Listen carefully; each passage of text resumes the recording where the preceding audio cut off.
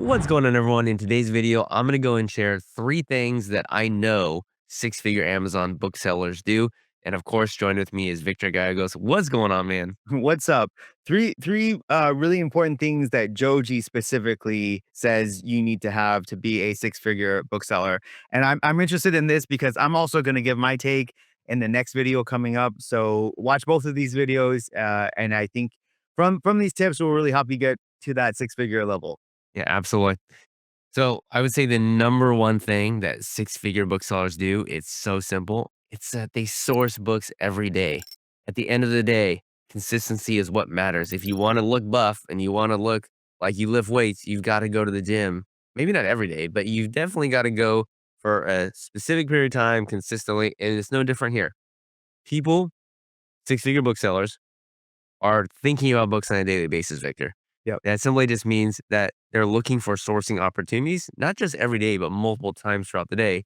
And what's so cool about sourcing every single day is that there are really these times where you get incredibly lucky. And I do believe that statement, which is like you create your own luck. In this case, if you're always showing up to do the work and always looking for books to buy on Amazon, crazy things can happen sometimes. Yeah. And I'll go and name a couple of them, and then I'll ask you if if you've had any personal experiences with similar things like that. But I remember times when I'm sourcing where just a random Goodwill is like, we're gonna give 30% off to every single book we have in our inventory. And you're like, what? Just because Goodwill's got books that are $50, $60, $70, and you can just take 30% off with a coupon code and now get these books for $20 cheaper. But they might only run that for 5 or 6 hours. And so people who didn't source that day, they missed out on that. Right. So that's one thing that I can think of. I can also think of times where you have a large booksellers just misprice their books. Like for some reason, and you'll see this on Bookmine, he's like, why are all these books like 14.95? There's like 30 books in a row, they're all 14.95. And it's just, hey, one mega bookseller messed up the repricer and they just listed a bunch of inventory at 14.95, regardless of whether or not the book is worth more or less than that. And that's plenty of opportunities to go buy some books. So that's my first tip. Is just source every day. Victor, what other things do you like, have you come across from your experiences just for I having been out there? we've been out there pretty much the same way, right? Lots of Goodwills have random sales. I've seen Goodwills offer like 50% off. Just, Yeah. hey, buy this book at 50% off. And you don't know when that sale's happening. It's just because you're consistent with it. You actually come in and are able to take advantage of sales like that.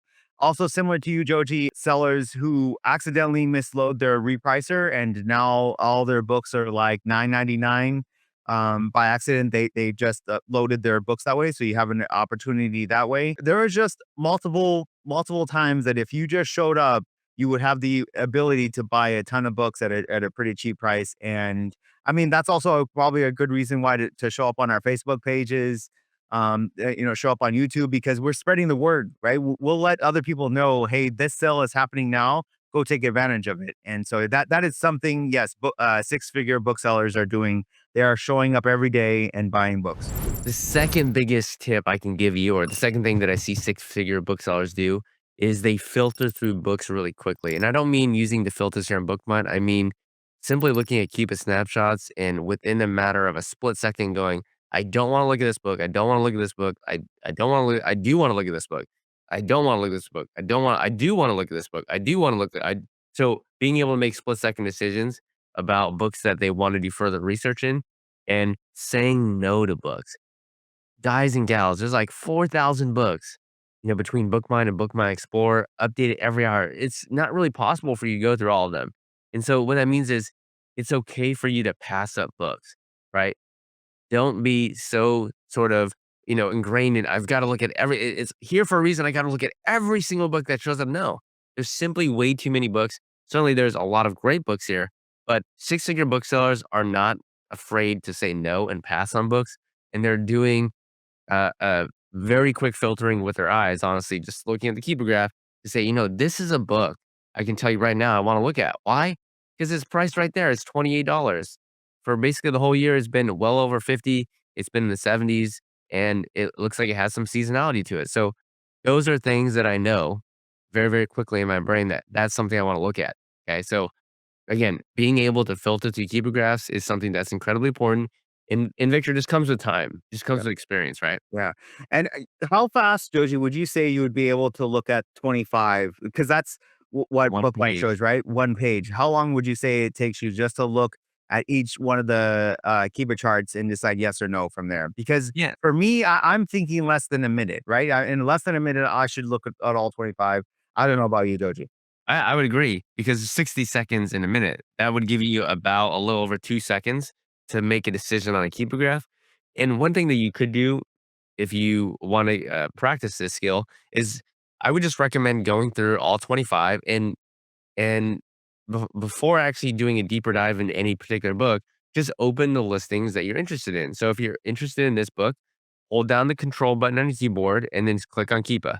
And now open up a new tab here. So you can say, okay, I want to look at that one. Keep scrolling down. So I don't want to look at this one. I don't want to look at this one. I don't want to look at that one. Don't want to look at that one. Don't want to look at that one. Okay, I want to look at that one. I want to look at that one. Keep going. Don't want to look at that. Don't want to look at that. Want to look at that. Don't want to look at that. Don't want to look at that. Want to look at that. I wanna look at this one as well. Don't wanna look at that. Don't wanna look at that. I do wanna look at this one as well, and just keep going like this. And so, you eventually will get to the end, and then there you go. Then you have these particular books that, okay, you wanna do a little bit further research in, and you can go from there. So, remember, you simply have way too many books to look at and not enough time to do it. So, be okay to pass up books and to say no to books and really hone in on the specific types of books that you've been successful with. Recognize those patterns that have been beneficial to you, that are profitable, and then just continue to go from there. And the third thing that I see that a lot of six-figure booksellers do is they don't have just all of one type of inventory. It's not just all seasonal books. It's not just all year-round books. It is generally a blend or a mix of both, which is why Bookmine and Bookmine Explorer are so great. So if you're somebody who's new to Bookmine, you may not have known this, but are two tabs on Bookmine. There's Bookmine here, which is tab one, and Bookmine Explorer. And Victor, what's the difference between the ROI targets and how quickly these types of books will sell between Bookmine, which is tab one, and Bookmine Explorer, which is tab two? Yeah, so tab one is like your bread and butter. These are books that are maybe 50% ROI to 100% ROI. And these books sell much faster. And think of them as you buy this book today, in 2 to 3 months from today, you'll be able to sell them. Yep. Now, Bookmine Explorer is a little bit slower moving books, but because they're slower moving books, they also have the ability to actually get out of whack to the point that you can buy some of these books for like maybe 10, 12, 10 to $15 and some for like 50, 60, maybe even $100. And so the ROI on these type of books are much higher. And yeah, so it's a good mixture of the two. And like you were saying, Joji, sourcing some of your books from Bookmine and sourcing some of your books from Bookmine Explorer is probably the best way to go. Yeah, absolutely. And so again, you're looking for these over 100% ROIs. One of the books that I just found was this International Textbook of Diabetes. And this has only had 5 or 6 sales throughout the year. And basically all of those sales, with the exception of this one, all the other sales were in the 50s. Yeah. And you can see how this book just went from $44 all the way down to $6.78 plus shipping. And right now on Amazon, you can actually see it's $13.76. And that would be the target selling price, which is $52. Like, that's what the book has sold for 4 or 5 times in the last year. So not a book that's going to sell very quickly, but a book that you're going to make great money on. So if we put, 13.76 in here and we put $52, then we would see, okay, there you go. 105% ROI. That's what we're looking for. Generally over 100% ROI. Books that move more slowly, but books that potentially, could offer you an incredible return on your money. And so having a good blend of both of these is what I see a lot of six-figure sellers have, just because it is really hard to just focus, all on one thing and just have only that, because there's obviously plenty of opportunity with both strategies. And so if you kind of dip into both of those different types of books with, faster moving books, some, a little bit slower moving books, and bring that all together, you have let's just say a more well-rounded inventory. Right. I really hope you enjoyed my 3 tips and 3 things that I see a lot of six-figure booksellers have. Now, remember to stay tuned. In this next video, Victor is going to go ahead and share 3 things that he's seen from his own perspective about what six-figure booksellers have. So see you there. See you there.